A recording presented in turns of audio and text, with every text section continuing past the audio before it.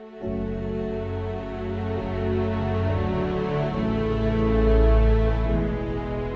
el día de hoy contamos con la presencia del doctor Jaime Martínez, especialista en lofoscopía forense del Instituto de Medicina Legal de Colombia. Bienvenido a la Universidad Metropolitana de Educación, Ciencia y Tecnología, doctor. Gracias a ustedes por la invitación. ¿Me puede explicar un poco acerca de qué es la lofoscopía forense? La lofoscopia forense es una ciencia que la utilizamos para identificar personas a partir de los altorrelieves papilares que tenemos en toda la extensión de la piel, de la palma de las manos y la planta del pie. ¿Cómo se divide ella? Entiendo que no es solamente una sola ciencia. No, la lofoscopia digamos que es el estudio general, pero de acuerdo a la posición anatómica de los dibujos papilares, se divide en tres ciencias, que es la comúnmente conocida dactiloscopia, que es la que estudia los dibujos de la última falange de los dedos de las manos, la quiroscopia, que va enfocada a estudiar esos mismos altorrelieves pero en la palma de las manos, y la pelmatoscopia, que va a hacer esos estudios similares pero en la planta del pie. Bueno, me habla del término papilar. ¿Qué es una papila? Las papilas, en la estructura de la piel, cuando nosotros vamos a analizar la estructura de la piel, normalmente si miramos la mano vamos a ver unos pequeños altorrelieves o prominencias, y en esta zona se divide lo que es la estructura de piel, en donde tenemos una capa gruesa que se llama la dermis, que es la parte interna.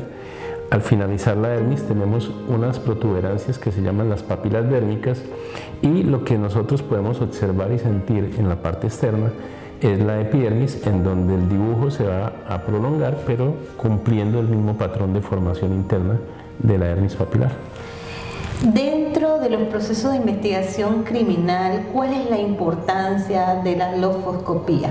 La importancia de la lofoscopia en la investigación criminal, en primer lugar, es la identificación de personas para saber exactamente de qué persona se trata y no se vaya a confundir o a hablar de otra persona diferente. Y en la parte investigativa como tal, es la evidencia física más importante que podemos buscar en una escena, puesto que en los lugares donde se haya cometido un delito, las personas lo que hacen es manipular objetos, y por lo tanto va a haber una relación directa de los objetos que ha manipulado, en donde va a dejar algo que se denomina una huella latente o huella invisible. Y al manipular el objeto, entonces con equipos y con reactivos podemos buscar esas huellas dactilares y podemos asociar a qué persona ha manipulado el objeto para poder aportar el proceso de investigación. Habla un poco de manipulación, doctor, pero entiendo que también hay contaminación en una escena de crimen. ¿Qué cuidados se deben tener, por ejemplo, para los investigadores? Cuando se está manejando las evidencias, pues siempre se tienen que manejar todo lo que son protocolos de bioseguridad. Los protocolos de bioseguridad es precisamente para evitar que el mismo investigador, en el proceso de manipulación o embalaje de evidencias, vaya a dejar sus propias huellas o vaya a borrar las que ya existen en algún tipo de objeto. Eso puede darse en algunas circunstancias. Lo importante también es que se tiene que tener en cuenta cuando se busquen ese tipo de impresiones, es hacer los descartes respectivos con las personas que habitualmente pueden estar en el lugar para no confundirlos con los posibles delincuentes.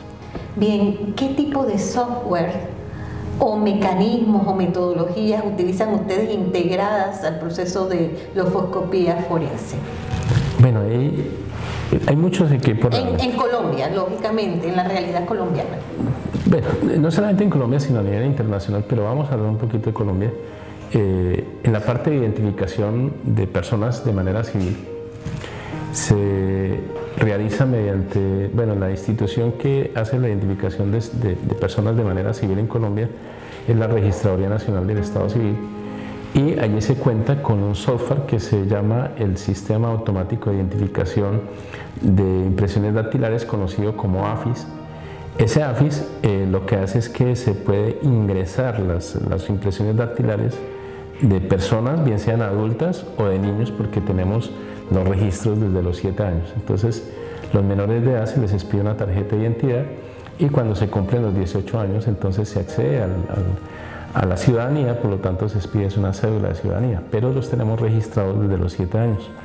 De tal forma que si tenemos una persona que necesitamos individualizarla, con las solas impresiones dactilares, el sistema va a localizar la información siempre y cuando pues haya sido registrada previamente. Eso en cuanto a la búsqueda o almacenamiento de impresiones. Pero ya en los procesos de análisis por ejemplo, de latentes, pues hay diferentes tipos de equipos, de reactivos que también se pueden aplicar para poder tener buenos resultados en el proceso. ¿Qué reactivos son esos? ¿Nos puede indicar? Hay unos reactivos que son los que utilizamos para revelar huellas latentes, que son, digamos que hay diferentes gamas de reactivos partiendo de reactivos que se denominan físicos, que son los que conocemos popularmente como los pulverulentos. O sea, son polvitos que se aplican con una brochita, que a veces vemos así en el CSI o en varias series en donde se comienzan a aplicar y se comienzan a ver como por arte de magia esas imágenes de una huellita revelada. Pero pues ya se ha avanzado también y entonces tenemos también cabinas, como cabinas de cianocrilato, en donde se utilizan ya productos químicos que van a ubicarse y van a revelar los lugares en donde se encuentren las huellas. Y hay otros tipos de reactivos que son fluorescentes. Y esos reactivos fluorescentes, como su nombre lo indica, lo que pasa es que tienen una reacción al aplicarle una fuente de luz y lo que hace es que va a reflectar esa luz y por consiguiente nos permite ver de manera mucho más fácil una imagen de huella dactilar sobre una superficie. Tengo mucha curiosidad. ¿Hasta cuándo un cadáver son visibles esas huellas? Por ejemplo, para comparar, para identificar un cadáver. En la identificación de cadáver pues es muy relativo, porque depende de varios factores. Eso depende, por ejemplo, del clima, de la humedad. A mayor clima, entre más aumenta la temperatura y más hay humedad, pues el cadáver se va a descomponer mucho más rápido. Entonces, la probabilidad de que vayamos a encontrar piel sin destrucción, pues va a disminuir. También depende de la misma condición del cuerpo antes de la muerte. Entonces, si el cuerpo está, por ejemplo, con algún tipo de enfermedad, está en un hospital, pues ya ha perdido muchas defensas y por lo tanto también se acelera el proceso de descomposición. Pero si tenemos personas que tengan buen estado físico, pues el cuerpo también, el proceso de descomposición va a ser mucho más lento, entonces hay oportunidad de que vayan a durar mucho más tiempo. Hasta la misma causa o efecto causal también interfiere ahí. Si hay una víctima que fallece por una lesión causada por un arma, un cuchillo, hablando normalmente, pues va a tener mucha pérdida de sangre y por lo tanto el cuerpo va a perder muchos líquidos. Y si pierde líquidos, pues también el proceso de descomposición va a disminuir en cuanto al tiempo. Sin embargo, hay muchos casos que a pesar de que los cuerpos estén descompuestos, tenemos procedimientos para hacer una rehabilitación de la piel, bien sea a nivel de guantes epidérmicos o a nivel dérmico, en donde logramos mucho éxito también en ese proceso, a no ser que ya hayan estado en restos esqueletizados, que perdemos ahí sí toda noción. Como en esta clase obviamente no solo va a ser vista por estudiantes de criminalística, derecho o medicina, ¿por qué es tan importante la huella? ¿Las huellas se repiten? La huella no se repite, digamos que hay un principio que es de la diversidad biológica, donde los organismos no se forman de igual manera. Y no solamente eso, los estudios mismos científicos. ¿En los gemelos? Los gemelos univitelinos hay cierto parecido, pero en cuanto a la huella no son iguales. Genéticamente, ¿no son iguales? Sí. No, genéticamente sí son iguales. ¿Por qué? Porque se fecunda un óvulo y se divide en dos. Entonces ahí la parte genética sí va a ser idéntica, pero huellas dactilares son diferentes. Pueda que sean similares las formaciones, pero no iguales. Increíble. No sé si el doctor tenga algo que decirle a los estudiantes, a nuestros profesores, acerca de los cuidados que se deben tener en el momento de tomar huellas en este caso. Siempre mi invitación es para avanzar en el conocimiento de la ciencia.